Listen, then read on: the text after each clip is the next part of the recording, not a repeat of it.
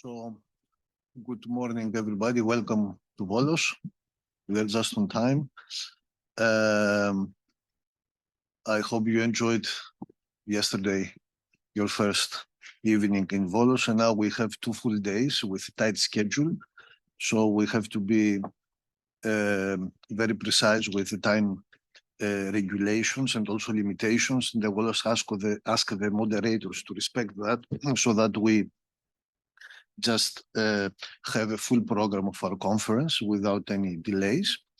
I will not waste much words about the content of the conference because you are all familiar with the concept and the rationale of the conference. There is this booklet, which actually you have received it online, but now it is in printed form. And there are the abstracts and the CVs of all the contributors. So we have 3 basic sections. One is about the pre-modern, and we shall start with it, the pre-modern commitments of Orthodoxy. The second one will be the modern challenges. And the third one, the postmodern relevance. I would like to thank you, first of all, for accepting our invitation and contributing to this conference. I will also like to thank our host, the Volos Academy, and also our sponsor, who is not here today. And I wish to all of us a very successful, productive conference and also fruitful discussions. Thank you very much. And now will pass the word to Pantelis, the director of the Academy, who will also greet you. Thank you, Vasilios, and thank you all of you for coming here, for accepting our invitation. I welcome you to the city of Volos, to the whole metropolis of Demetrias, and to the Volos Academy for Theological Studies. We are really glad and honored to have you here, to have this gathering of distinguished scholars from different fields of research. And very, very excited to have this kind of dialogue between theologians, religious studies scholars, and people from other fields about this challenging, this very exciting topic, Orthodox Christianity between pre-modern commitments, modern challenges, and postmodern relevance. So thank you also to Vasilios for this invitation to organize together this conference. I used to work for years already with Vasilios, but this is, I would say, a very important step in our cooperation between the University of Erfurt and the Volos Academy for Theological Studies. So thank you again. And also, I will say from now, from the outset, but I will repeat it at the end, my warm thanks to the staff of the Volos Academy, all the people of the Volos Academy and the people from the conference center here. So I wish a good start and a fruitful and creative discussions. So thank you very much, welcome, and now we can start. Yes, just to remind you that the conference will be broadcasted live, so people from different countries may also follow the proceedings and the different sessions. So we start with the first presentation. There will be an inversion in the program. Vassa Kontouma, also a dear friend from Paris. I will not say much. She is the dean of the sections of religious studies at the École Pratique des Études. She will start with her paper, and then we shall follow with the paper of Pantelis, and then we shall have the discussion. Thank you very much, Vassa. Okay. So hello, and I would like to ask you, how much time do I have? Because I did not understand it very much from the program. 40 minutes, 30 or 30 minutes much. I think 30 minutes. Yes, because you say we have to keep the time, but if we know the time, it's good. So good morning, and so I hope I will be able to, because I'm not completely awake. So I hope you will understand me, especially with my bad English. So why this question about the yes? So I told you that I'm going to speak about the the Septenary of the Sacraments in Orthodox doctrine. So this is, in fact, this is a long-term project which is based on the observation that modern Orthodox theology is deeply marked by the debate on the sacraments. So this is something I observed many years ago, and I started working on this theme. For several years, I have been giving a series of seminars on known and unknown texts, especially unknown texts, where you can find some interesting new things, relating to the sacraments. Issues that have been covered partially, of course, include infant baptism, frequent communion, metasiosis, priesthood, marriage, and the number of sacraments. Among other things, I co-supervised Stefan Stroya's doctoral thesis on Dumitru Staniloai's Doctrine of the Sacraments, and invited also Bishop Job Getcha to give a series of lectures on the sacraments in the 13th century. So I want to say that what I'm going to tell you today is really indebted to these scholars as we work together on these themes for many years. So let's start with some, yes.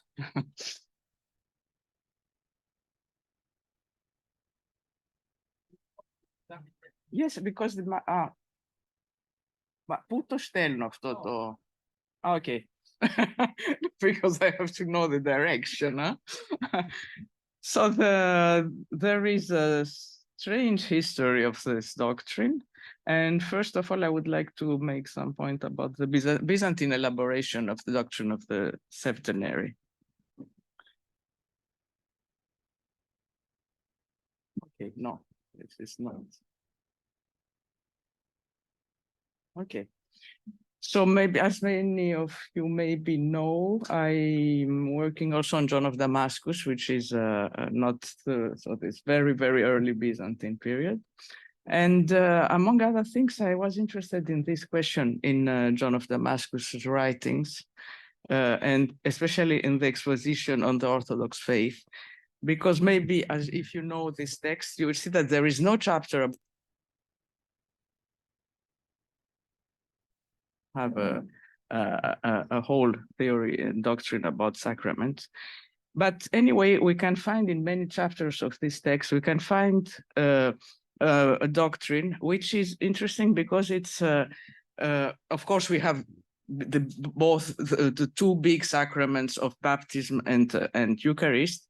But what is interesting is that there are model distinctions to hierarchize them. And there is also another point, there is the cross is considered something like a sacrament. So this is something original, which has not been studied. So of course, John of Damascus does not speak about the other sacramental realities, but they appear in connection with other sacraments. So Miron, the chrismation with baptism, priesthood with Eucharist, and but confession and marriage are completely absent from this thematic set. So this is what happens until the 8th century and much later, of course, also. But these are things you know. Okay. So what's the main date of the appearance of the birth date of the Septenary for Eastern theology is 1274, so 1274, with the Unionist Council of Lyons. So Emperor Michael VIII Paleologos, in his Confession of Faith, which was sent to the Council of Lyons, makes following statement. The same Holy Roman Church holds and teaches that there are 7 sacraments of the Church. Baptism, of which we have spoken above. Another is the sacrament of confirmation. He says, veveusis, of course not miron, which the bishops confer by the laying of the hands when they anointed the baptized. Another is penance, another is the Eucharist, another is the sacrament of holy orders, and he says hierotonia, another is marriage, another is extreme unction, eschaton charisma, which according to the teaching of Blessed James is administered to the sick. So this, the whole doctrine starts at that. Oh, no. Okay. So in the same period, of course, there are not, as you know, with this, everybody is not very happy with this union, and especially not the Patriarch Joseph, who is in Constantinople. And in this, around the Patriarch, there is a monk called Yov Amartolos, who is writing the first treaty on the sacraments. This is in the end of the 13th century. So this treaty has been edited. We will see that later in 1715, but the text of the edition is absolutely not the one of the manuscripts. So if you have a look at the, for instance, of the manuscript Paris Supplementum Graecus 64 from the 14th, 15th century, you have the following scheme. The 7 mysteries of the Holy Church of Christ are in the order of the chapters: baptism, anointing, communion of the sanctified and life-giving body of blood of Christ, priesthood, honorable marriage, and then the holy schema, ion schema, the holy oil of repentance. So this is the first attempt of a readjustment of the doctrine exposed by Michael VIII Palaiologos. So people in Constantinople, they see that something does not fit with this confession of faith, and they try to add the monastic tonsure and the ion schema, and they try also to understand different the point on the extreme unction. So this is, you will see, this is I'm sorry, but okay. So this is something which appears in a manuscript from the 18th century of Job's treatise. You will see something strange with that, because the main idea of Job is that sacraments depend on priesthood. So the center of the sacraments, the septenary, is priesthood. But here in this 18th century picture, what Job says in the 13th century has been changed. So you have the sacraments, which are the ones of the official doctrine, let's say, of Michael Palaiologos. So this readjustment is difficult to explain. So then we have, for instance, we have many texts. In 14th century Cyprus appears something like a hybrid doctrine. Of course, you know that at that time, Cyprus is Frankish and then becomes Venetian. So we have the cohabitation of doctrines. So George Lapithis, who is writing on the sacraments, writes the following things. It must be recognized that the 7 mysteries of the Church of Christ are: the first, baptism; the second, the confirmation, η επικύρωσης of the Holy Myron on the sensory organs by the priest; the third, the gift of thanksgiving, ευχαριστήριος δωρεά. You understand that all these terms are not usual. The fourth, penance; the fifth, holy order; the sixth, extreme unction, η τελευταία χρήσης by the priest, that is holy oil; the seventh, legal marriage. Such, according to God, are the mysteries of the Holy Church of God. And in the manuscript, in one of the manuscripts, it's really not easy. In the manuscript Paristinus Graecus 2662, you have also from that period this picture of how Lapithis understands the mystery. So you see the first, marriage is the first on the left, then you have priesthood, and the others, they depend from one from another. So this is something original also. In the same time, in the 14th century Thessaloniki, of course, we have a big Orthodox theologian, Nicholas Kabasilas, who is trying to give us to develop a Christological approach of the sacraments.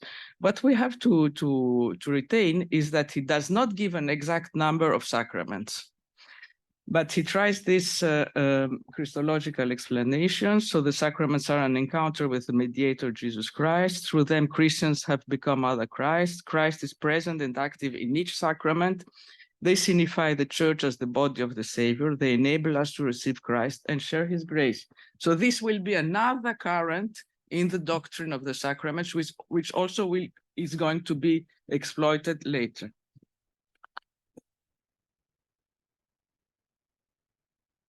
If we go to 15th century Ephesus, for instance, we have something really original for the doctrine.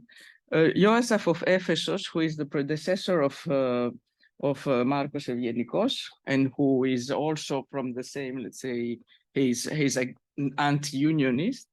He's trying to re-elaborate on the Septenary. And he gives 10 sacraments in his canonical responses.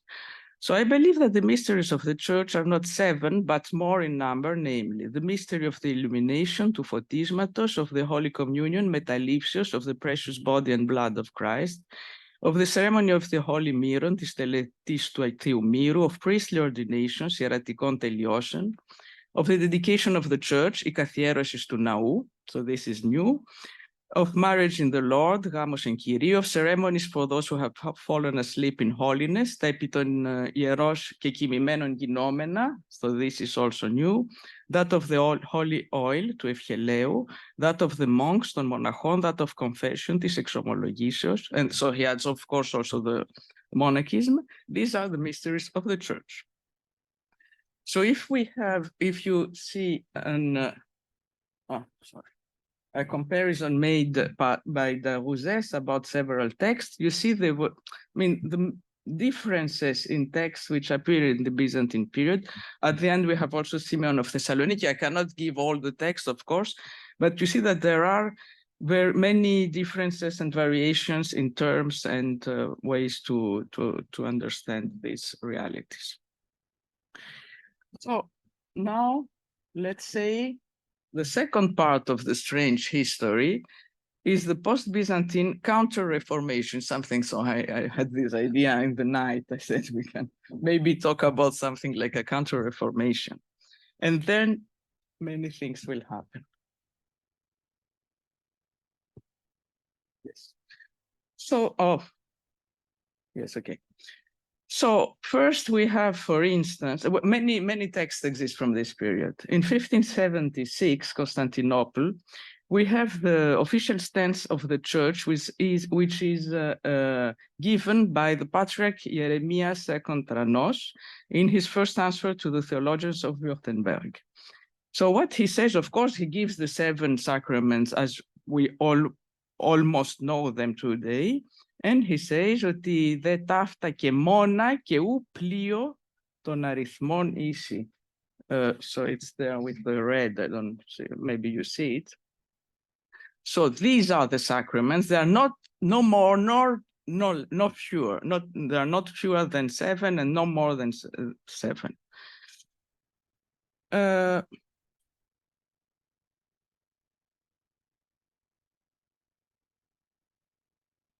The same thing, a few years later, appears in the first published treatise by Greeks on this matter, so edited, printed treatise on this matter by Greeks in 1616, in Venice by Gavril Severos, who is the Archbishop of the Metropolitan of Philadelphia, so who is the voice of these Greeks in Venice. And we see also here an Orthodox kind of normalization of the Septenary, which goes with, which is in accordance also with the climate of cohabitation with Venetian and post-Tridentine Latin theology in the West. So you have pages and pages of Severus about the Septenary. The big moment when the Septenary will become a dogma of the Church is 1672 in Jerusalem. So it appears in the Theos Confession of Faith, the Theos II of Jerusalem Confession of Faith, who is, of course, an answer to Kyrillos Loukaris Confession of Faith. Kyrillos talks only about two sacraments. And the Theos answers to these theses. But what is important also to see is this confession of faith is not an individual and personal confession of faith. It is done in the middle of a synod. So the Theos says, we believe that the evangelical sacraments in the church are these seven. So he has told which are these seven. We have neither more nor fewer sacraments in the church, for any number other than seven is the product of heretical madness.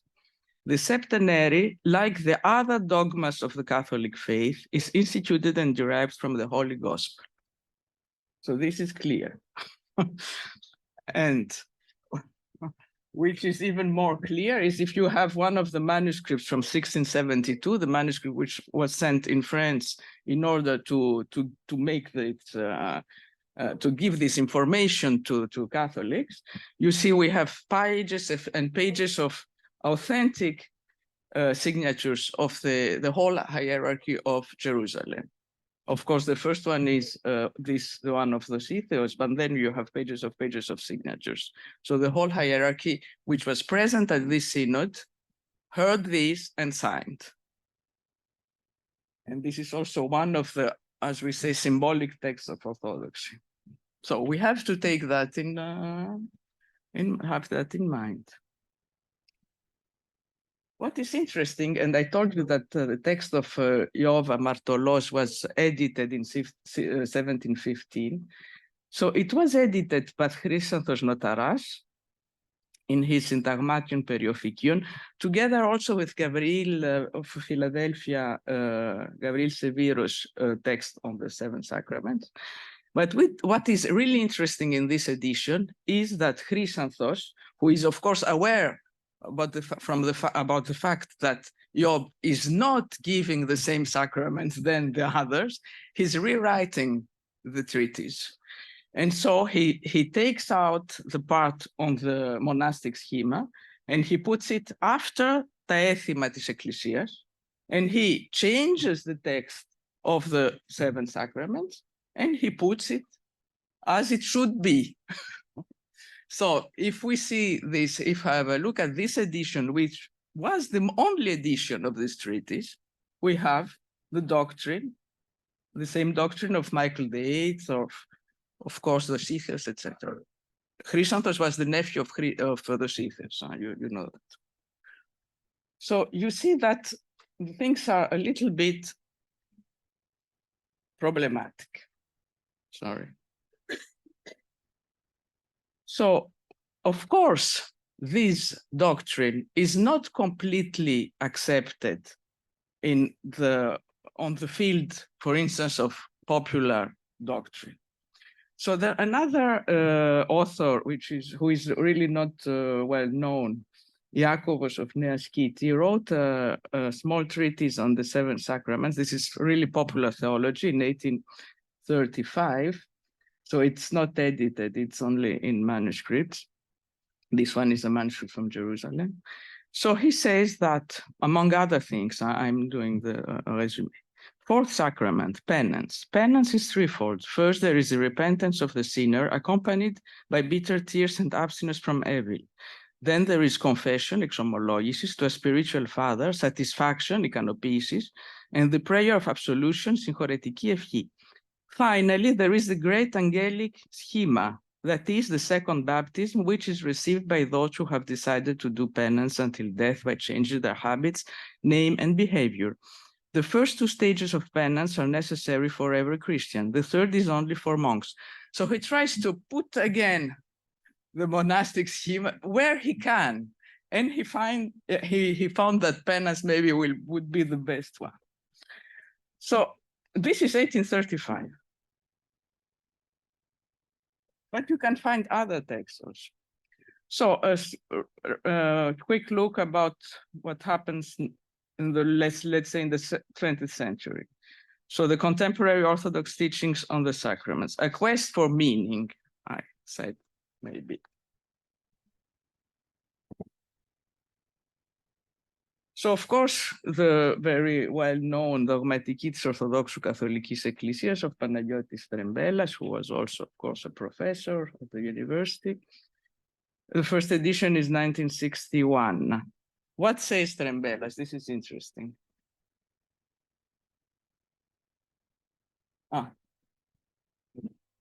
So Trembelas says, the number of sacraments is not explicitly stated in the New Testament or by the earliest church writers. There are, however, hints in scripture that point to the composition of the 7 sacraments, which will be determined at a later date. Thus, the special means of grace proposed in the 12th century and later are sporadically mentioned as sacraments by the ancient interpreters of the church tradition and its universal conviction, manifested in its practice and confirmed by the later agreement of all the individual churches that had separated from the Orthodox Church, which is an argument taken also from the Jansenists. This is really interesting.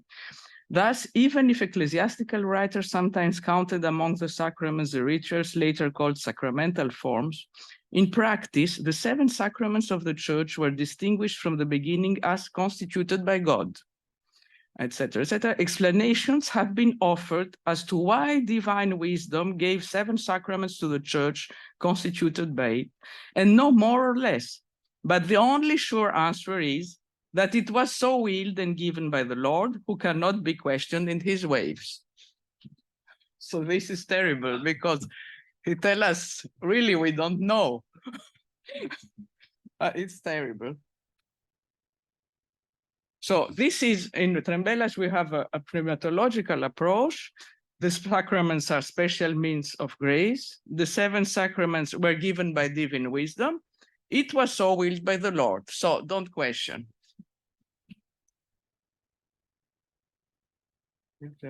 Okay.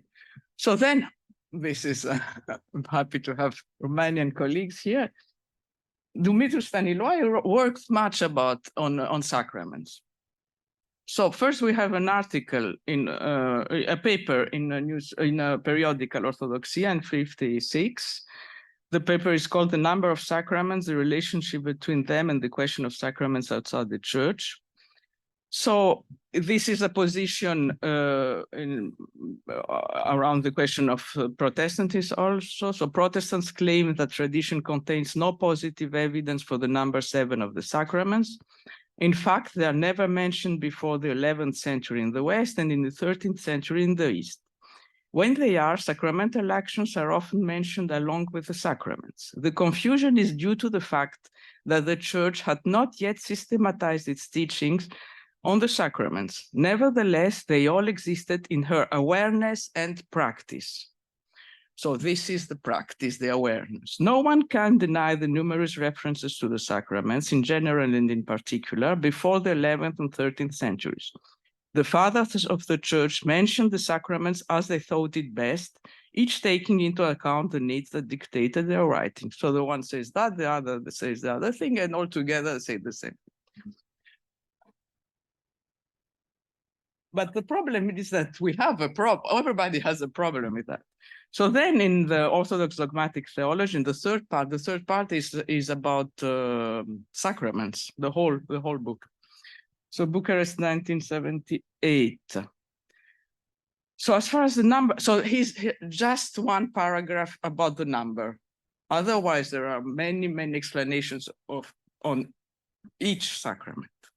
As far as the number of sacraments is concerned, 3 of them are performed to achieve full union with Christ and full entry into the Church: baptism, chrismation, Eucharist.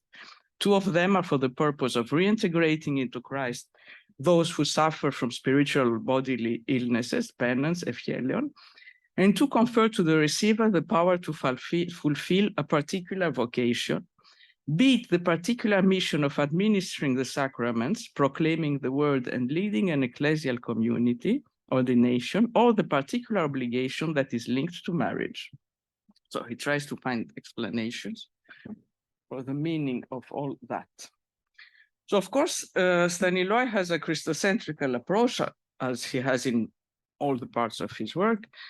For him, every sacrament is an entering into communion with Christ as a person. Before their systematization, all the sacraments existed in the consciousness and practice of the church. So these are the main ideas. Of course, with he's also dwelling on Kavasilas explanations, which always reappear when we try to have Christological approach. So I was looking on the internet to say what people say on the internet about the 7 sacraments, and I found this from Academia, Theological Academia Volos. So I said maybe it's really interesting for us. I don't know this person, Nenad Milosevic. I guess he's a Serb. He was invited here in 2008, I think. I don't know. Yes, he's a. So I think it's interesting also to quote him. So he wrote his thesis about the Eucharist at the center of the worship, the connection between the sacraments and the Eucharist. This Ευχαριστική συγκρότηση των μυστηρίων. So this is really interesting. He says, do I have some, is it the end or no? 3 minutes? 4, okay. So if we have only 3, I won't read the whole thing. What is extremely interesting, so he tries to connect with the divine liturgy, the meaning of the sacrament. So the first question that arises is which sacraments and which sacred rituals hierotelestis can be associated with the divine liturgy? And secondly, what are the criteria to be applied in this process of selection? Of course, these are real questions. So I'm not reading the rest, but another interesting idea is today to be a Christian means to acquire the right to use the sacred services, iere υπηρεσίες, that the church offers to her followers in order to meet their various needs in different circumstances. Oh, he points out this difficulty. So the sacraments are here and they are perceived by many as a kind of service of the church. So he has a Eucharist-centered approach. Sacraments are not sacred services to the faithful. They aim to the edification of the church.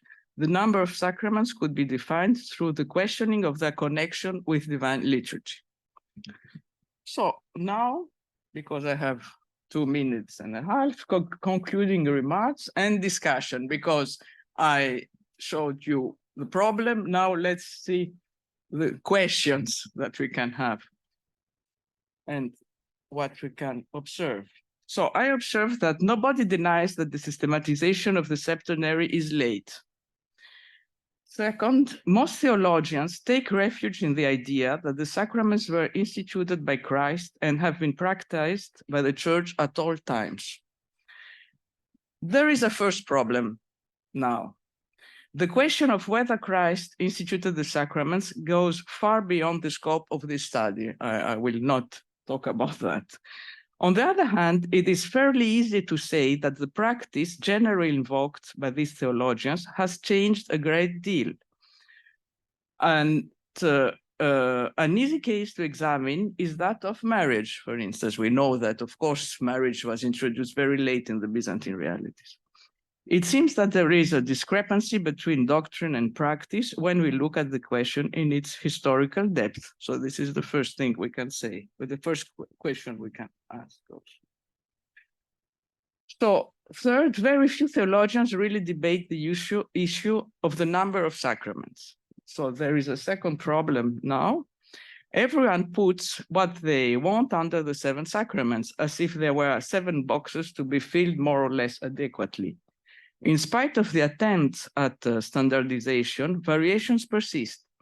The most obvious case is that of the monastic schema, which does not find its place, but also that of the Evangelion, the definition of which varies greatly. So a third problem is that if we take liturgical practice as a benchmark, which seems reasonable, there is no way to avoid an increase in the number of sacraments. There remains the question of the criteria that will distinguish a mysterion from an ethymon. And fourth and last point, the doctrine of the sacraments, which does not belong to the oldest tradition of the Church, has long been instrumentalized. First in the Unionist compromise, then in the Venetian cohabitation. Whether to block the advance of Protestantism or simply to ensure control over the faithful, the ecclesiastical establishment made extensive use of the doctrine of the sacraments. Today, however, the phenomenon is reversed. The sacraments are seen as a sacred service. So there is a fourth problem. After 2 centuries of nationalism, some people see the sacraments as rites of passage to establish their identity. And the fifth problem, the denial of the sacraments could be seen as discriminatory insofar as the sacraments are perceived as sacred services. So I finished with the questions. Thank you. Thank you very much, Vas. I think that was fascinating material, actually.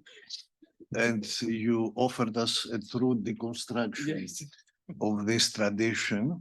And actually, just keep in mind that if someone tries to make a kind of an innovation today, there will be certainly a schism in the church, because people think that this tradition of the seven sacraments goes back to Jesus Christ. Exactly. And the church. You know, this is why I want, and you gave the conclusion I did not want to give. This is exactly the point. Is if we talk about if something is going to change, could change, then there is going to be a schism for nothing. This is what I wanted to say. Happens as it happens most of the times. Thank you very much again. Now I give the word to Pantelis to continue with his presentation on when the desert becomes an empire, monasticism, politics, and church-state relations. Thank you, Vasilios. It is clear that part of my presentation will be based on Father Florovsky's well-known distinction between empire and desert, and I will read some of his famous quotations. So I have 5 parts to present. So first part, to the opposite of the eschatological consciousness of the Church, as expressed in the Christian text of the 2nd century AD, titled The Letter to Diognetus, the temptation of establishing a Christian state or a Christian society is an old one and accompanied the Church from its very beginning. Following this old Christian text, I mean the letter to Diognetus, Christians do not intend to impose their rules or their way of life to the cities or the countries where they live. They preserve the Christian moral imperatives for their own communities, avoiding any attempt on establishing a Christian society or, a fortiori, a Christian politia or state. The only possible way they ambitioned to influence the surrounding society, which was alien to their faith and to their moral or ethical imperatives, is exemplified by their own way of life, their example, not by any struggle or agenda on imposing or establishing Christian principles over society. The latter, I mean Christian principles, was the temptation of a Christian empire, the illusion of a Christian theocracy experienced in various ways, both in the East and the West, as a result of the capitulation or the compromise of the Church with the empire, which, according to Florovsky's strong statement, and I quote, was an obvious failure. Sorry. Was an obvious failure, both in its Western and in its Eastern forms, end of quotation, and which the great Russian emigre theologian attempted to theologically address through the dialectics of the empire and the desert. And here I'm referring, and I will use quotations from 2 very well-known papers of Florovsky. The one is Antinomies of Christian History, Empire and Desert, and the second is Christianity and Civilization. Both are taken from the 2nd volume of his collected works titled Christianity and Culture. So I will quote some extras from Florovsky's writing. So I quote, in the time of Constantine, this concept of the Christian Caesar was still a riddle and a puzzle, despite the eloquent effort of Eusebius to elaborate the idea of the Christian empire. For many Christians, there was an inner contradiction in the concept itself. Caesars were necessarily committed to the cause of this world, but the church was not of this world. And Florovsky to ask the crucial question, was there really any room for emperors as emperors in the structure of Christian community? It has been recently suggested, Florovsky continues, that probably Constantine himself was rather uneasy and uncertain precisely at this very point. It seems that one of the reasons for which he was delaying his own baptism until his very last days was precisely his dim feeling that it was inconvenient to be Christian and Caesar at the same time. Florovsky tries to further clarify this intensely ambiguous situation.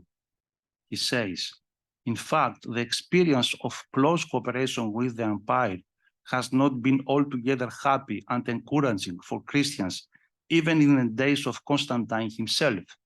The empire did not appear to be an easy or comfortable ally and partner for the church. That is why, Florovsky continues, the rise of monasticism in the 4th century was not accident. It was rather an attempt to escape the imperial problem and to build an autonomous Christian society outside of the boundaries of the empire, outside the camp. And Florovsky then comes to the conclusion that, and I quote again Florovsky, the meaning of monasticism did not consist primarily in taking severe vows. Monastic vows were but a re-emphasis of the baptismal vows. There was no special monastic ideal at that early age. The early monks wanted simply to realize in full the common Christian ideal, which was, in principle, set before every single believer.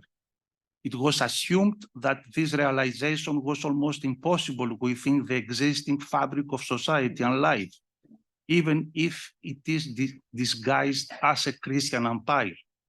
Monastic flight in the 4th century was first of all a withdrawal from the empire. Ascetic renunciation implies first of all a complete disowning of the world, that is, of the order of this world, of all social ties. Florovsky goes on to emphasize that monasticism was never anti-social. It was an attempt to build up another city. A monastery is, in a sense, an extraterritorial colony in this world of vanity. So after all this, Florovsky states, and I quote again, monasteries always remain, in a sense, heterogeneous inclusions and are never fully integrated into the imperial order of life. One may suggest that monasticism, historically speaking, was an attempt to escape the building up of the Christian empire. Origen contended in his time that Christians could not participate in the general civic life because they had a polis of their own, because in every city they had their own order of life. They lived contrary to the order of the worldly city. So the prominent Russian emigre theologian highlights the fact that in a Christianized city, this antithesis was not removed. Also, monasticism is something other, a kind of anti-city, anti-polis, for it is basically another city. Monasticism is in principle an exodus from the world, an exit from the natural social order, a renunciation of family, social status, and even citizenship. But it is not just an exit out, but also a transition to another social dimension. In this social otherworldliness consists the main peculiarity of monasticism as a movement, as well as its historical significance. Ascetical virtues can be practiced by laymen also, and by those who stay in the world. So Florovsky emphasizes in his conclusion the fact that the Christian world was polarized. Christian history unfolds in an antithesis between the empire and the desert. This tension culminates in a violent explosion in the iconoclastic controversy. And as we are aptly reminded by the great Russian theologian, the idea of a churchified empire was a failure. The empire fell to pieces in bloody conflicts, degenerated in fraud, ambiguity, and violence. But the desert was more successful. It will remain forever to witness to the creative effort of the early church, with its Byzantine theology, devotion, and art. Perhaps it will become the most vital and sacred page in the mysterious book of human destiny, which is continually being written. So this is the first part of my presentation, which is mainly based on Florovsky's quotation. So now I pass to the second part.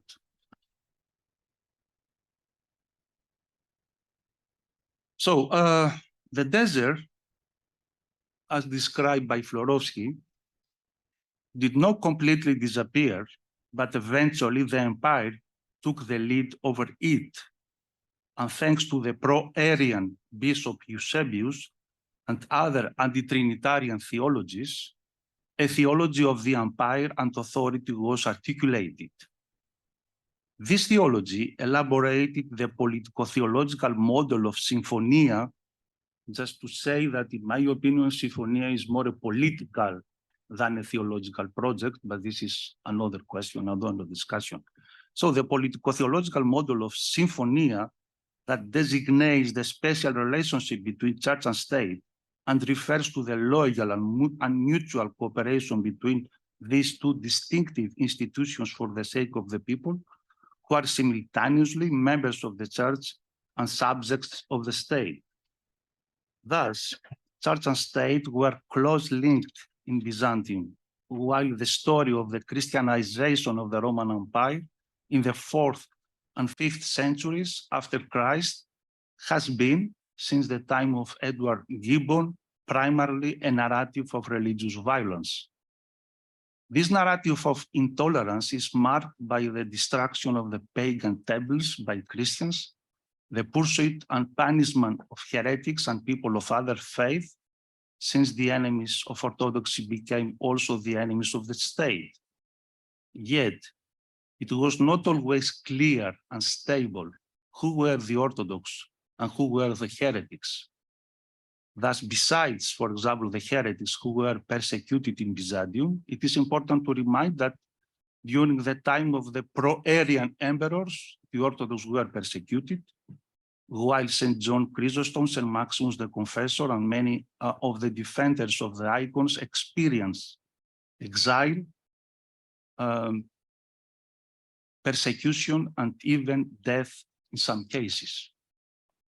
However, the assumptions of the Gibbonian paradigm themselves need to be re-examined in a more critical way. Certainly, during the 4th century, there is a dramatic change in the relations between Christianity and paganism. When Christianity was officially recognized as state religion, and the church did capitulate with the empire. In this context, the development of Christian religious violence took the form of intolerance against the pagans or the heretics, to the point that Harl Drake was wondering in his relevant paper, how did lambs, that is the oppressed Christians, become lions, that is the sacrificers? He argues that the newfound political ascendancy of Christianity after Constantine involved Christians in a debate between eristic, that is violent, and ironic, that is peaceful interpretations of the sacred texts and their tradition. A very characteristic example of this ironic, peaceful interpretations of the sacred texts and the Orthodox tradition is represented by some of the stories included in the well-known ascetic text of the Eastern tradition called Apophthegmata Patrum, or the sayings of the Desert Fathers. There are other stories in this collection of Apophthegmata, which is quite violent, but this is another story. I cannot say more here. I will give more examples in my written paper.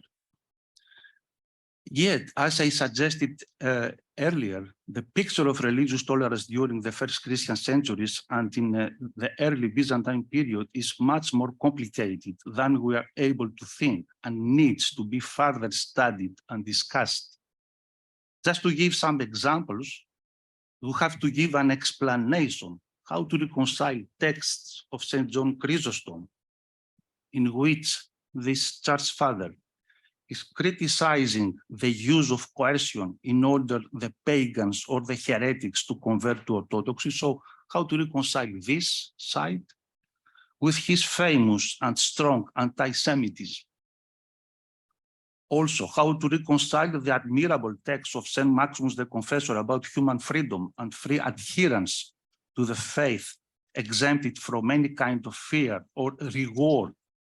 So how to reconcile this side with his strong anti-Semitic rhetoric, which does not allow him to extend his vision on human person to Jewish people too, since he's viewing Jewish people as an homogeneous whole and not as a single God's images. Another example, how to interpret St. John of Damascus' statement that, and I quote, virtue is so called because it's based on our choosing. Is elective and you are intentional because we do go good with our decision and our will and not unwillingly and compulsorily. Repeatedly so, repeatedly noticing that, and I quote again, it is not virtue what is done by force. So how to reconcile this side of St. John of Damascus with his wish clearly formulated in his text Contra Manichaeos, to see his heretic people persecuted by the emperor, burned in fire, and finally condemned to death penalty. Same kind of questions we can formulate also about the text of St. Nicodemus of Mount Athos and the other. I will give examples in my written paper. As a characteristic example of a church father spreading the ironic, that is peaceful interpretation of the sacred texts and the Orthodox tradition, and protesting for the perpetration of violence in the name of religion and the persecution of heretics, we can cite the well-known for his fighting in favor of Orthodoxy during the iconoclastic dispute, St. Theodore of Studion. In 850, in a little known but of wonderful content letter directed to the Metropolitan Theophilos of Ephesus, St. Theodore strongly protests because the latter had approved the two recent at that time persecutions of the Paulicians, Pavlikiani, and proclaims that not only we are not allowed to kill the heretics, nor even to pray against them, rather, we should pray for them. He then cites an amazing verse from the narration of St. Carpos. St. Carpos, as many fundamentalist Orthodox today, was indignant with the behavior of two infidels and prayed to God to kill them by lightning. But during the night, he saw in a vision the two men in danger of falling into the gap where serpents awaited them. He moved then toward them to push them so they would fall. And then he sees Christ, who had come down from heaven with many angels to protect them, and was surprised to hear him, that is Christ, telling to Carpos, beat me then, as I'm ready to suffer again, so as to save humans again. So this is Christ's words. St. Theodore of Studion informed us that he had already reminded the Patriarch of Constantinople, Nikephoros I, that the Church does not punish by sword. He had also declared the following to the two emperors who ordered the slaughter.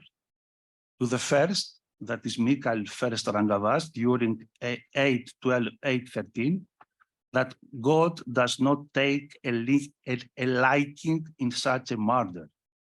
And to the second, Leo V the Armenian, who during 813, 814 had requested the consent of the Saint for the declaration of the new persecution, that he would prefer his head to be removed rather than to agree to this. St. Theodore then entrusts us a wise observation. As we learn, we do not need to punish, but to teach the ignorant. Therefore, St. Theodore of Studion sees the heretics as people who are in ignorance and who for this reason need spiritual guidance, not punishment. This represents precisely the best of the Orthodox tradition and its therapeutic character, what is of course completely in contrast to the legalistic, judicial, or to the state-centered perception which prevailed in the medieval church of the West, but also in some cases in the East. These two opposite conceptions conflicted again at the end of the 15th and the start of the 16th century in the Russian Orthodox Church. But let's retell the story from the beginning regarding the Russian Church.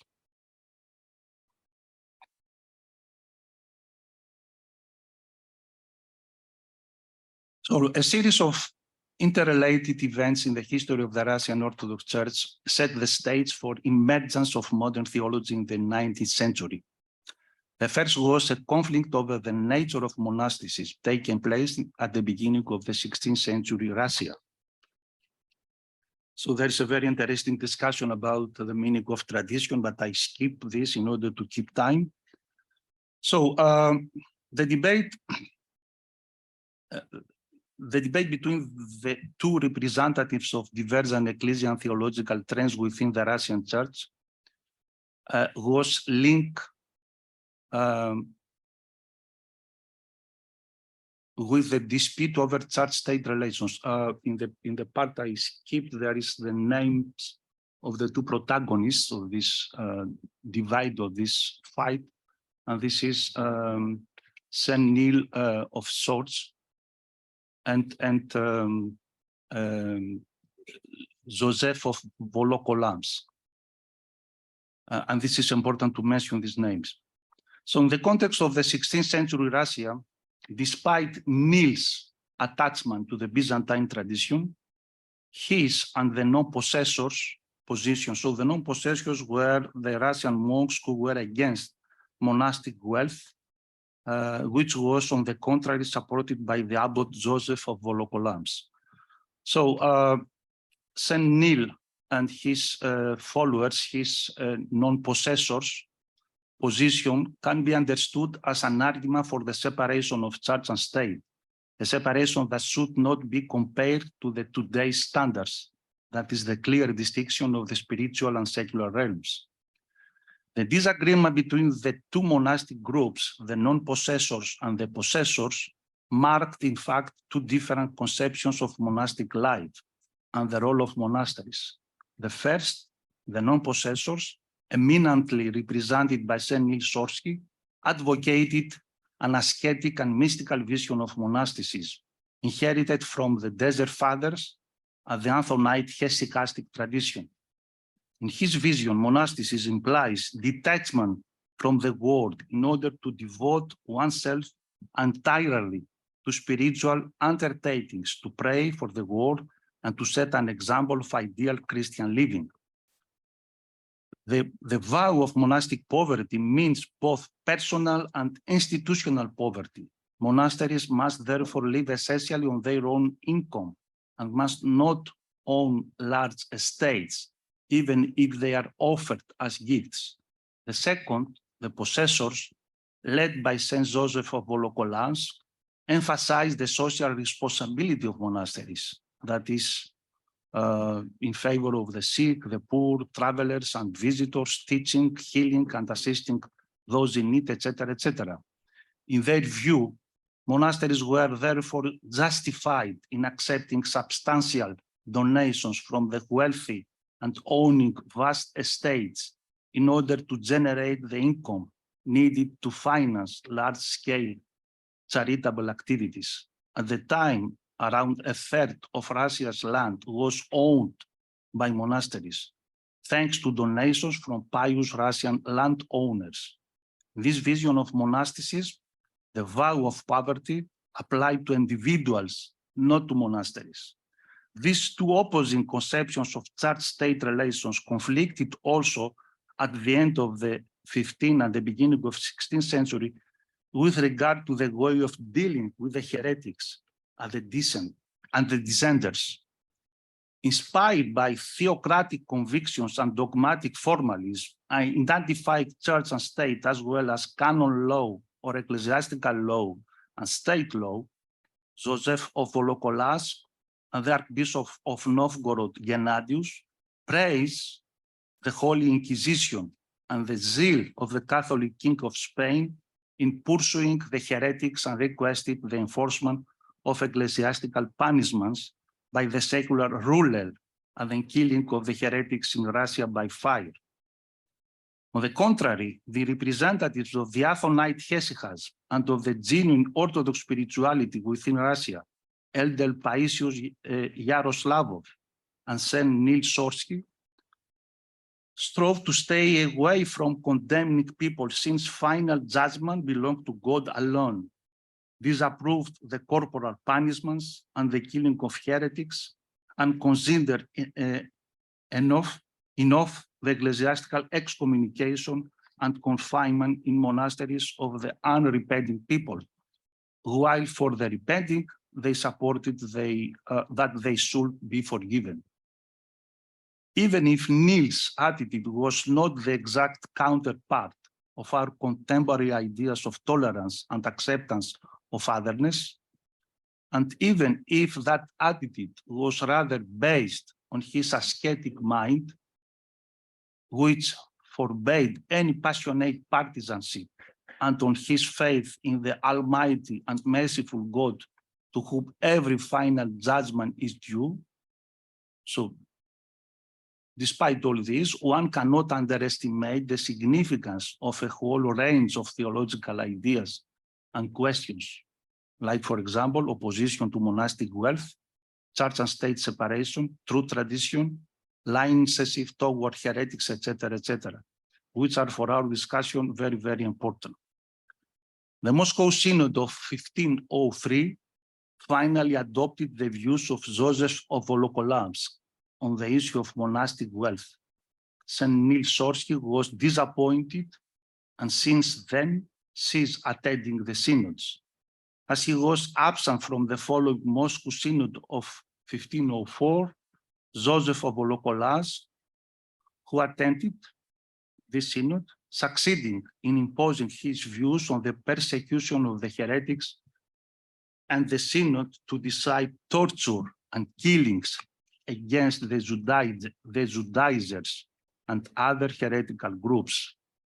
As noticed by Regina Elsner, the consequences and repercussions of the victory of the Josephites formed the basis for an intensified further development of the very close connection of church and state, a formalized approach to tradition, an isolation from external theological impulses and inquiries, a focus on the sinful man, and a relentlessly hostile attitude toward dissenters.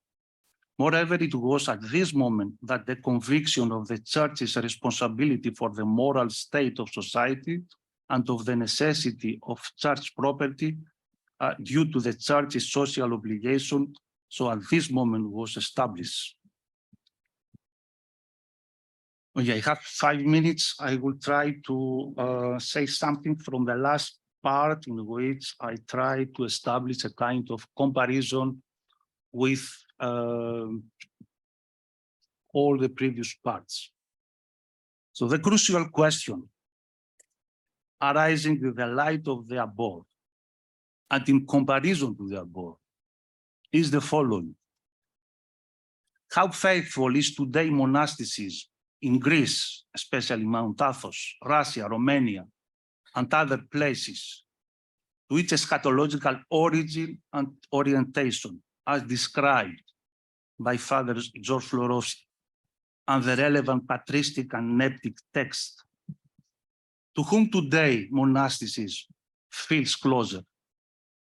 To Saint Neil of Sorsky or to Joseph of Volokolamsk? How do today's monks react to the ever-present otherness? How do they behave toward Christians of other traditions, people of other faith, to secular or atheist people?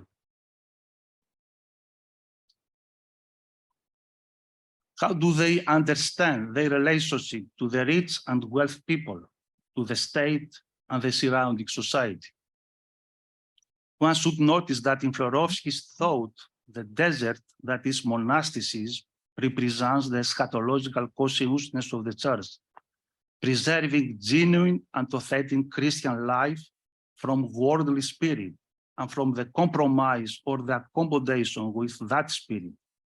Unfortunately, in our days and in most of the cases, Orthodox monasticism is not anymore the eschatological avant-garde of the church, but a militant faction of an ideological right-wing orthodoxy with a sharp anti-Western, anti-ecumenical, and anti-modern agenda.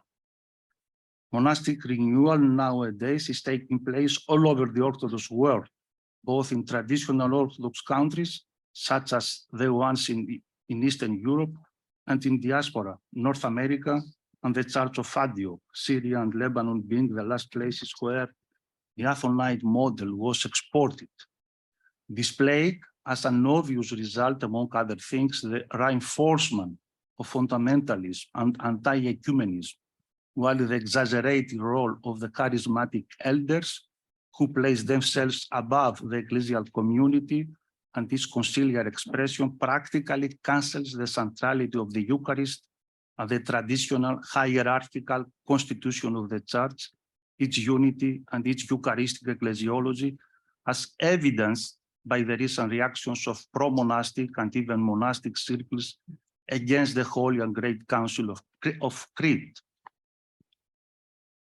In addition, Orthodox monasticism in general, and the Athonite in particular, is becoming more and more visible, not only because of the strong anti-ecumenical and anti-Western spirit that distinguishes it, but also by its tendency to patronize the ecclesial body and to engage in a worldly fundamentalist activism, which aims to defend the values of homeland, religion, and family, and which from time to time goes so far as to issue statements on issues such as the Schengen Agreement, the barcode 666, the inclusion of the religion in Greek IDs, the censorship of obscene works of art, the character of the class of religion education in Greek public schools, the civil union for same-sex couples, and gender identity, the problem with the name of the North Macedonia and the Greekness of Macedonia, etc., etc., etc.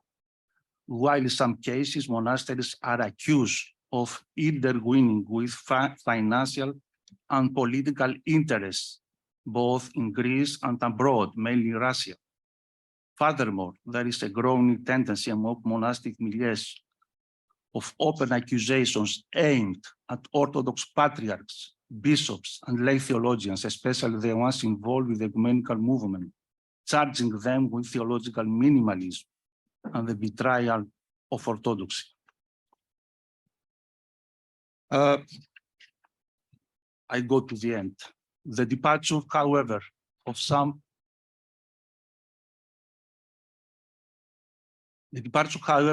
Orthodox monks from the authentic monastic spirit and their emergence as militant faction of an ideological orthodoxy their transformation, in other words, into a mechanism of domination and enforcement over the body of the church and its hierarchical expressions, should not make us forget the great message of repentance, reconciliation, and mutual forgiveness found at the very core of monastic calling and life.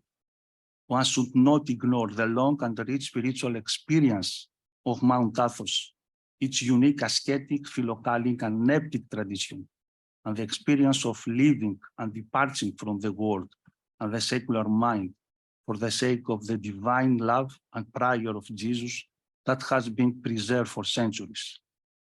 However, someday Mount Athos itself must decide to protect itself and its millennial tradition from the zealous and fundamentalist tendencies and temptations, as well as from all forms of caricatures of fidelity to tradition and to orthodoxy.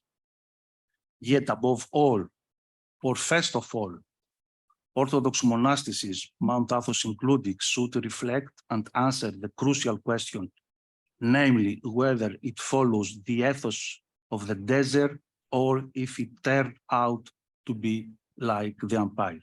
Thank you for your attention.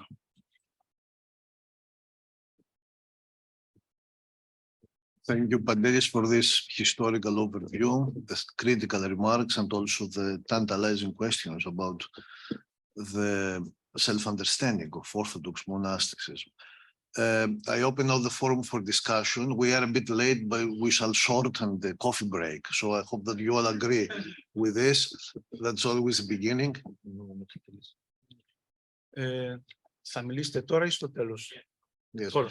Our host, His Eminence Metropolitan Ignatius, is also with us, and he would like to say a few words. Thank you very much.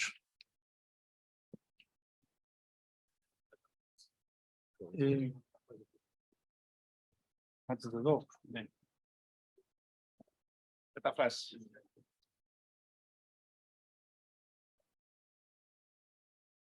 I'm sorry for this, but it's only the opportunity which I have to speak for a little to you. Oh, sorry. Από εκεί, από το μικρόφωνο, παιδί μου, εκεί, έτσι, μπράβο. Εκεί, ναι.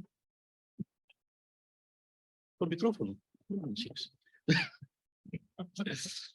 Σας καλωσορίζω σε αυτή την συνάντηση, την τόσο σημαντική και πολύ σπουδαία για τη θεματολογία που έχει. I would like to welcome you all to this very important meeting due to its thematic notions. Ευχαριστώ ιδιαίτερα για τη συνεργασία μεταξύ του Πανεπιστημίου από τη Γερμανία και της Θεολογικής Σχολής της Ακαδημίας Θεολογικών Σπουδών του Βόλου. I would like to also thank for the cooperation from the University of Germany and the Volos Academy for Theological Studies. Επιτρέψτε μου απλώς να καταθέσω 2-3 σκέψεις ως ποιμένας της Εκκλησίας και ως επίσκοπος σε αυτό το τόπο.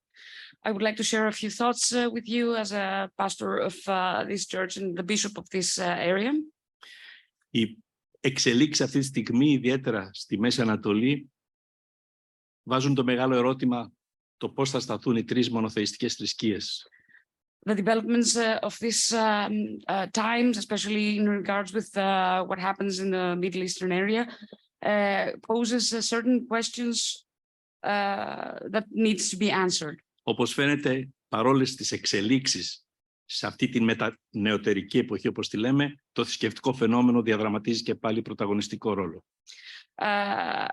As it seems, and despite all the developments in this postmodern era, as we come to call it, the religious phenomenon comes to play a very significant role. Άρα από τη στάση όλων θα αποδειχθεί πόσο η κάθε μια θρησκεία κρατάει την αξία της πίστης στο Θεό και στον άνθρωπο. So from the stance that each one member of these monotheistic religions behaves and stands will be proven how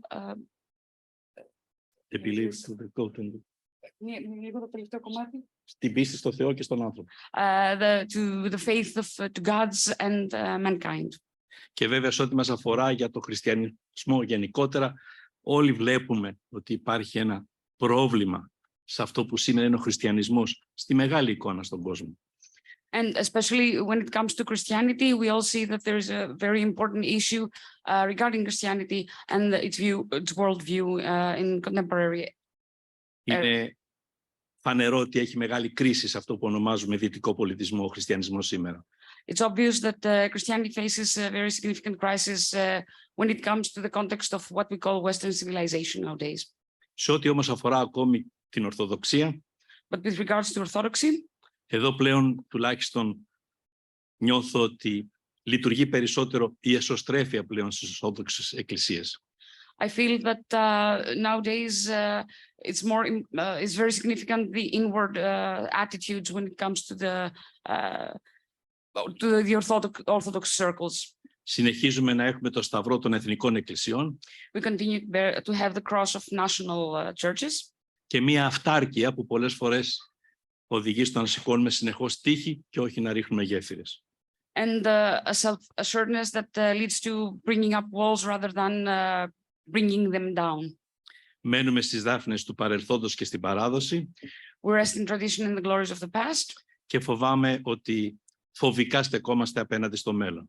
And I'm afraid that we stand towards the future with fear. Άρα το δικό σας θεολογικό εργαστήριο είναι μια ελπίδα. Therefore, your theological cooperation in the meeting brings us hope.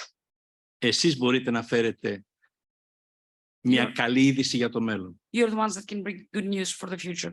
Γιατί μόνο με τη θεολογία και με τον διάλογο μπορούμε να ελπίζουμε σαν εκκλησία για το μέλλον. Because only through theology and dialogue we can actually have some aspirations for the future and be hopeful. Γι' αυτό προσωπικά θεωρώ πολύ σημαντική αυτή τη συνάντηση. That's why I consider this meeting very important. Και επειδή βλέπω αρκετούς που ήταν και στο μεγάλο συνέδριο της Αθήνας, νομίζω ότι είναι μια συνέχεια αυτού του συνέδριου.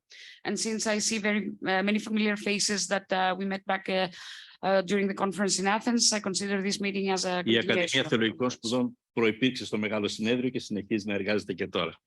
The Volos Academy was also present in this conference and continues to work up until today. Άρα περιμένουμε πολλά από εσάς. So we expect many things from Γι' you. αυτό σας εύχομαι να εργαστείτε, So I wish you να to έχετε have, την ευλογία και τη χάρη του Θεού I wish you to have God's blessing and grace during your work here. και μακάρι αυτό που θα πηγάσει από εσάς να διαχυθεί μέσα και στην ποιμένουσα εκκλησία και στην Ορθοδοξία. And may what comes out of this meeting and is also shared through the church. Εν τέλει, οι άνθρωποι περιμένουν πολλά από μας. It is true that people expect many things from us. Μακάρι να φανούμε αντάξει. And I wish that we come up to their expectations. Σας ευχαριστώ για την παρουσία. Thank you very much. Καλή διαμονή. I hope you enjoy your stay. Ελπίζω να σας δω και πάλι έστω και στη λειτουργία της Κυριακής. And I hope to see you at least briefly during Sunday Mass. Για την ώρα, τηρώντας την παράδοση του τόπου, πάω να κάνω μια δοξολογία για την αστυνομία. So keeping up with the tradition, the local tradition, I have to perform a doxology for the police department. Γιατί και η αστυνομία στην Ελλάδα έχει προστάτη Άγιο, τον Άγιο Αρτέμιο. Because police department here in Greece has a pastor saint. Χθες έκανα εσπερινό στο παρεκκλήσιο που είναι μέσα στο αστυνομικό μέγαρο του τόπου μας. Last evening I observed the Vespers in the church that is. Και τώρα στο καθεδρικό ναό θα κάνω την επίσημη δοξολογία όπως θα γίνει σε όλη την Ελλάδα. And now in the Cathedral of Volos I will have the doxology as it will take place all over Greece. Αυτή είναι η Ορθόδοξη Εκκλησία στην Ελλάδα. This is the Orthodox. Αλλά όχι μόνο αυτό. But not just this.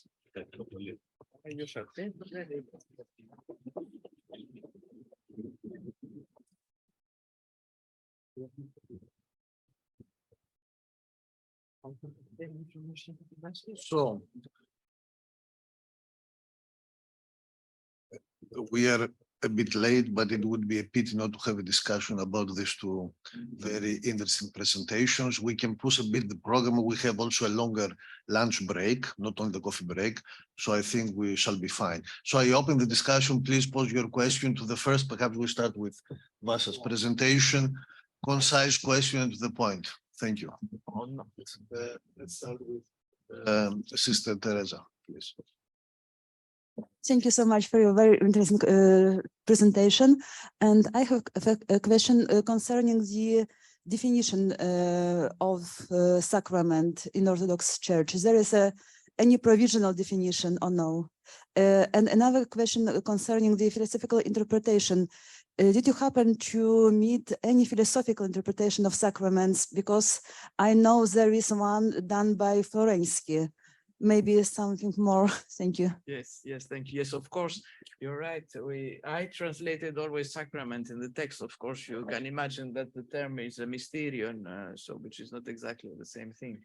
But as the discussion of this text is about the 7 sacraments, it was so some texts explain that mysterion can be also something different, etc. But they use it as a technical term in order to say what the Latin also the theology says qualifies as sacraments. So the definition, the problem is that it's not so the definition is not always the same, and I did not insist much on that, but the authors give different interpretations of what could be this. So for John of Damascus, of course, he's aware of this. For him, the mystery is the mysterion is more important, let's say, than the doctrine of what could be an individual sacrament. And so he's let's say he would qualify these sacraments as it's not every sacrament has not the same qualification. So it can be typos, it can be heritage, it can be a mean of salvation. So it differs from it diverges. But this is the ancient, let's say, effort to give a definition. Then you have, of course, other interpretations of depending of what. So I just said some words on what on how we consider that they are. What is their meaning in general in the whole theology? So is it a gift of the Spirit? Is it some participation of man in Christ? So it depends on the whole image. This is a problem because the definition, there is not one definition. This, you see, I don't know if I answered to what you asked me because it's not completely probably. Then there is the second question. Yeah, thank you. I was wondering about the definition because in the Catholic Church, the most common definition is definition of St. Augustine, Yes. the invisible sign of visible sign of invisible grace. So, Yes. so is it Yes, valid? this is the point because I mean, there are authors who are, let's say, taking again this definition when they are from this. They have positions of interpretation for the as a pneumatological realities, but it's not the only one. You see, it maybe we can say it's the most dominant because of the connection with Latin theology, and even Trembellas, he says. Augustine, Thomas Aquinas says that. So the references are still the Latin ones. Thank you so much. Yes, And but you had the second question. yeah, my second was about the philosophical interpretations of sacraments, because I met one in Florensky, Yes, philosophy of yes. cult. Maybe there are some more. I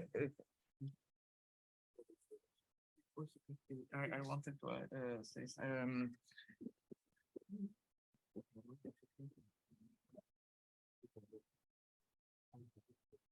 and the philosophical, yes. I think for maybe in San Eloy we have some philosophical also interpretations, but he uses of philosophical. I don't probably I don't know. I did not see everything because if there is a philosophical interpretation, it's a late one. So as I've said, it's merely the, let's say, post-Byzantine period, the 17th century, 16th century. They are not philosophical. I mean, they of course they use the the explanations given by scholasticism until a certain period. But I will not say that this is philosophical interpretation. It's just copying what others said. Danilo has, I think, some interpretation, especially with sacraments like marriage. There we have much philosophical interpretations, and yes, it has to be explored more than that. Giannaras, I don't remember exactly what he said, but in his book, Alphabetical Species, the English title is Elements of Faith. I think he provides some philosophical elements. This is not a philosophical interpretation, but you can find some philosophical elements. The paradox with this book of Giannaras is that while he's very much critical towards the Western understanding of sacraments, etc., he keeps the number of 7. There is a wording saying sacraments are 7 concrete possibilities of, etc., etc. Yes, this is the paradox, because almost everyone, there are a few cases that people who do not keep. Maybe now we have more people who consider that yes, maybe, yes, there are some people now in the 21st century who consider that all this has to be re-examined. But of course, everybody, even if you are criticizing the, let's say, the unionist way of explaining, everybody keeps this number 7. This is problematic.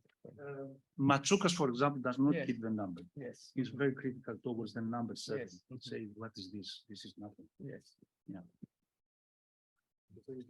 Next question, Dimitris. Yes. Thank you. Thank you.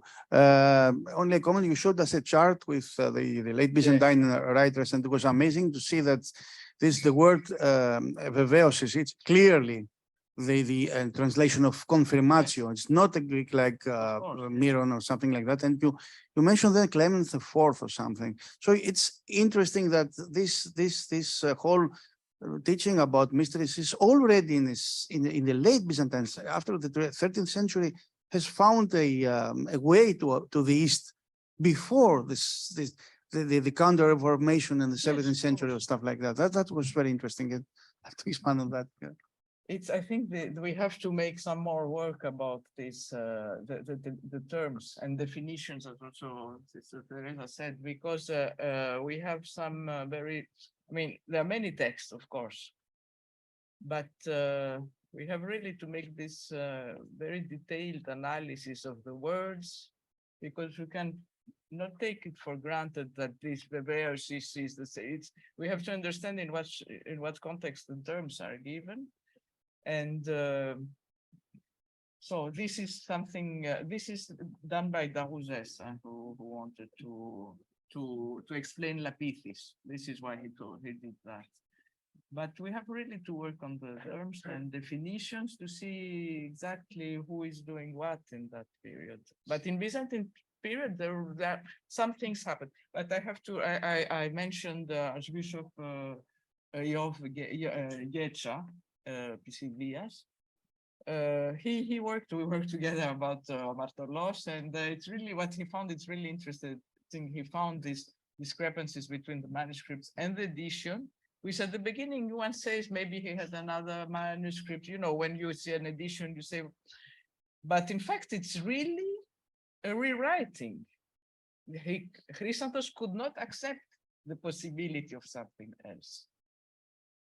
So in Byzantine times, many things happened, and then they were maybe standardized because they had to be standardized because there was the Protestant threat. This is the reason. I mean, there was a reason. They did not do that like that because they just wanted to copy what was done in the West.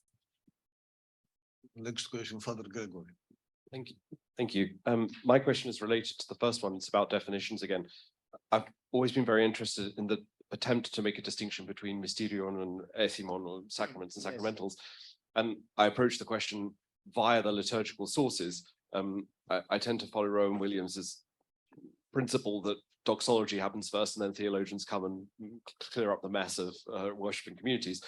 And what's striking to me is that I can think of no Orthodox liturgical books in which a neat distinction between Mysteria and Ethima is actually maintained. It's all mixed up together.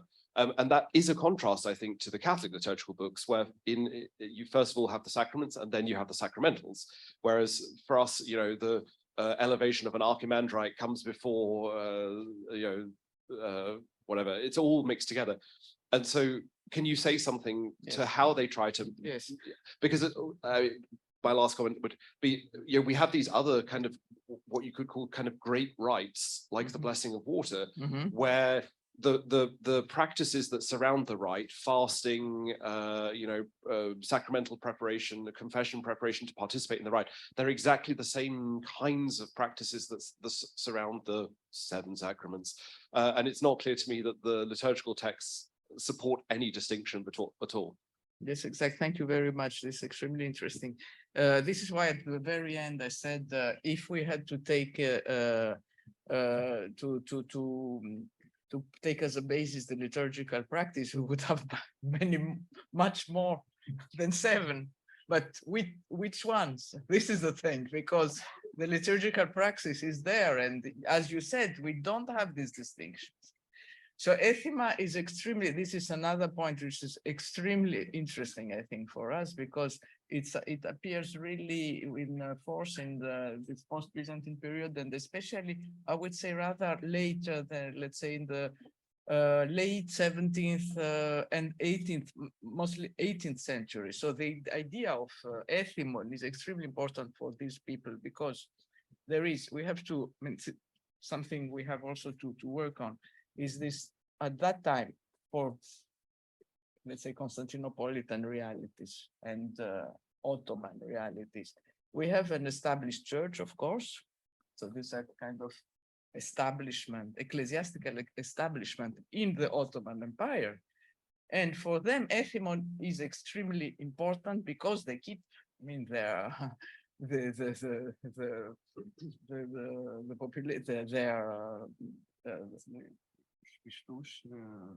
the faithful, yes, the faithful with all these ethima. Also, you cannot, ethima is, we could say, even more at that time, sometimes even more important than the sacrament, than the mysteria in the teaching, in the homilies and things like that.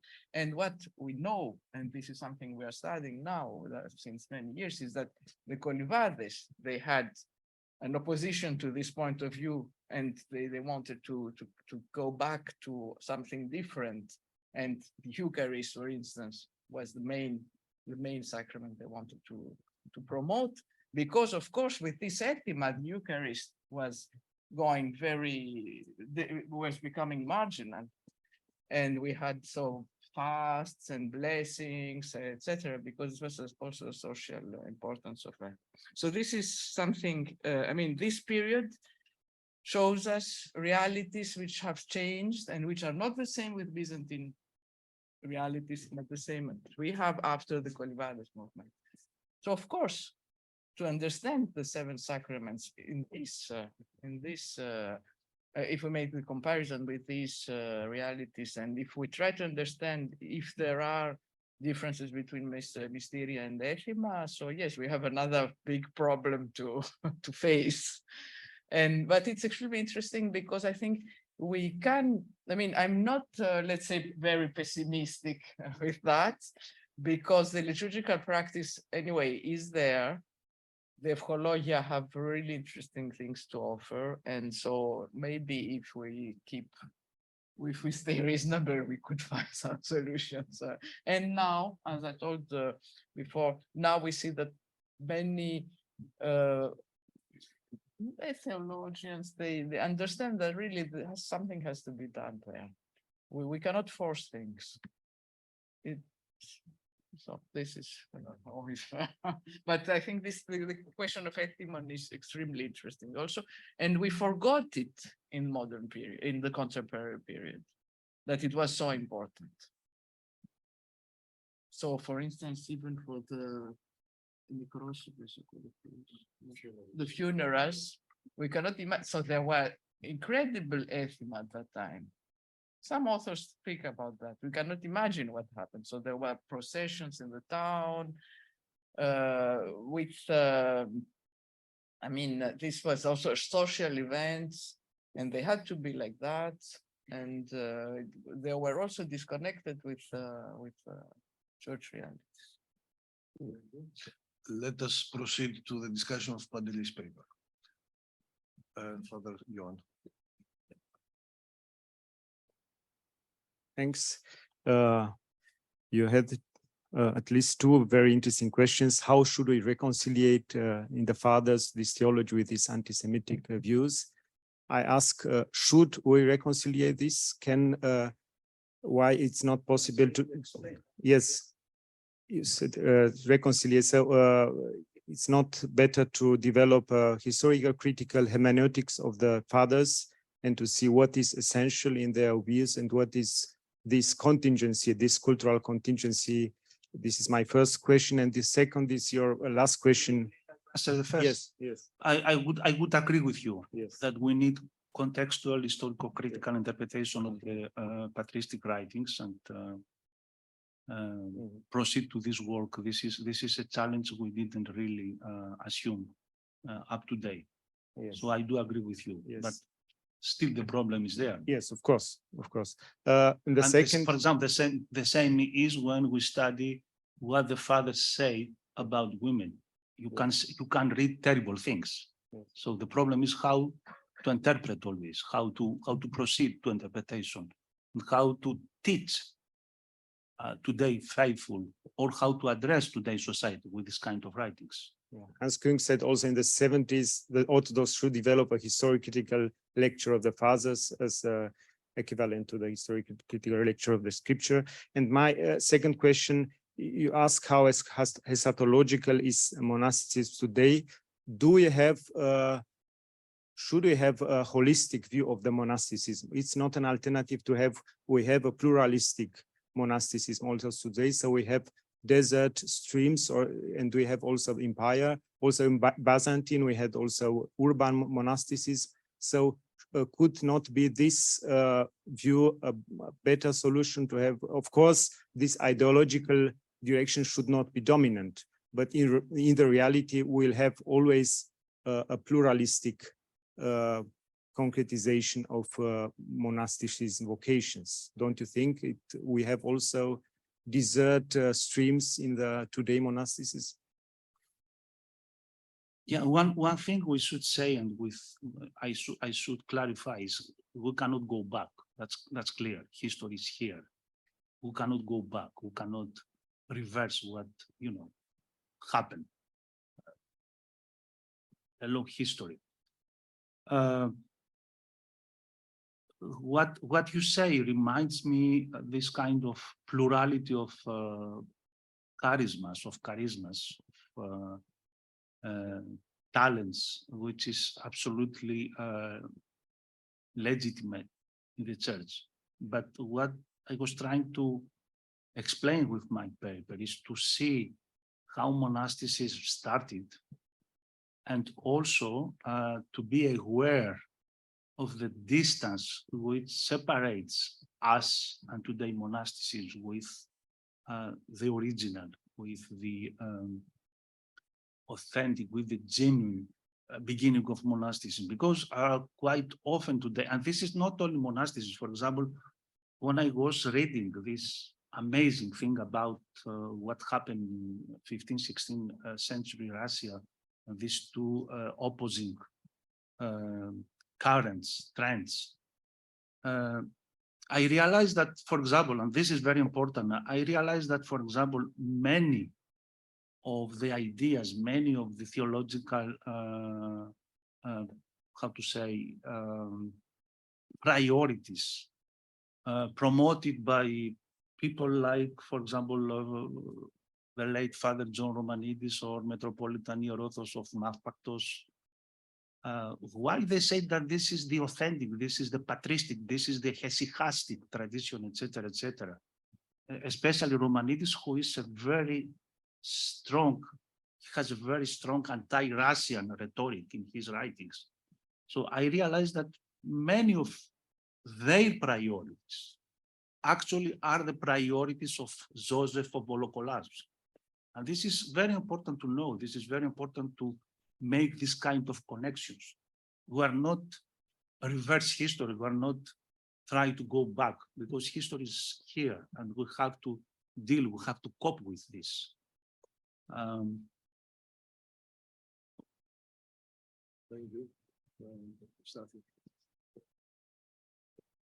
Thank you very much for your interesting presentation, which actually relates to the one that I will give tomorrow on Orthodox fundamentalism. Now you have talked and spoke that Symphonia is not actually theological but a political project, and I totally agree with that. I would put it this way: that is more a kind of ideological term, which is used by different currents within Orthodoxy in order to serve different aims, different interests. Now the question is that these different currents use the same common historical term of Symphonia, but they conceptualize it differently. For instance, the ultra-conservatives try to, with Symphonia, they mean their attempt to impose, to establish a Christian state, a Christian nation, whereas the liberals, in quotation marks, the liberals are trying with Symphonia to establish a kind of active collaboration between church and state to achieve a common cause, a common ground. Now the question is, can we find some stable objective criteria behind this conflict, or we're talking about a conflict of values among different currents, so each one has to decide to take sides with this or with the other current? Thank you very much. Sorry, just to understand, who are the liberals who are for Symphonia? Because I'm confused there. I do understand the conservatives. Actually, they do understand Symphonia as a kind of theocracy, as a kind of Christian state. But who are the liberals who? Yes, I know that as regards to the terminology, there is a longer debate over what exact terms we should use in characterizing these different currents. By liberals, I mean those actors within Orthodoxy that are more, let me say, open-minded. They are against those rigorists and those fundamentalists. So you may use another term, but the point is that these actors use the same common term, Symphonia, but they conceptualize it differently. As I said before, they think that Symphonia should be a kind of active collaboration between church and state, but not, as the rigorists say, not a Christian church, a Christian state, a Christian nation. Yeah, but for example, if we take Father Sigrid Kovorun, if the question is Symphonia a valuable model for today, he says no. And also in my paper, Church Sustained in the Orthodox World, I criticize Symphonia. I didn't take Symphonia as a model, and I think other people too. So I don't understand your sorry to come back to this, but I don't understand the data of your question. I mean, I don't see. Let me give I don't see quotation mark liberals, liberal theologians. Maybe we can continue this over the coffee break, and perhaps this is a large topic, and we cannot solve it right now. I will go to the last question by Dimitris and then have a break. Thank you. A short comment about the gap between the theology of church fathers and the historical reality. We have now the more complicated historical tools in order to see and examine the precise context, and it is important to use them, because if you try to read all these things as a total and say, well, the church fathers said that, and this and the other said the opposite, and so on, that leads us to nowhere. For example, there is a huge discussion about these all things about destroying the pagan temples, and there is a number of literature about where and when. Or, for example, we can see that Christians becoming lions mainly under the reign of Theodosius I, and in some cases, but in a very contradictory way, in edicts that this Theodosian dynasty released. But it's not always the same. There are for example, laws that are against the pagans, and then other laws that they forbid the destruction of pagan temples because they are also law-abiding and tax-paying citizens, accordingly, and other things like that. And there is also a huge criticism during the time of this in the 4th and 5th century. The Roman Catholics think very high of the intervention of Martin of Tours against the execution of Priscillian in the West as a sort of Christian standing for a different minority of in crimes of consciousness. So you have to always to see the exact background and the mindset of the period in order to see what makes the difference, like Theodore Studhitis or Maximus, who protested. I said that in the last in the last conference here. I mentioned that in a letter that protests against the forced baptism of Jews in Heraclius. It's important to see the small difference.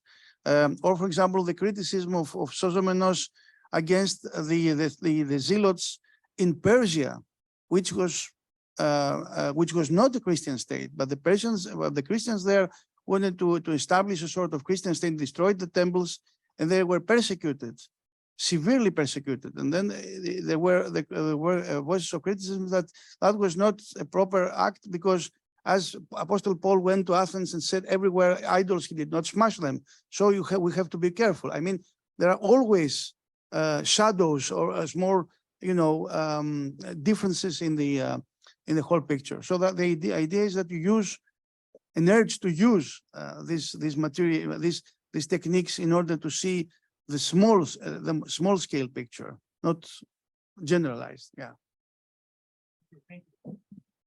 Thank you. That was more a remark and more or less a differentiation of the whole picture, more nuanced approach. Thank you very much all. Now it's the time for the well-deserved coffee break.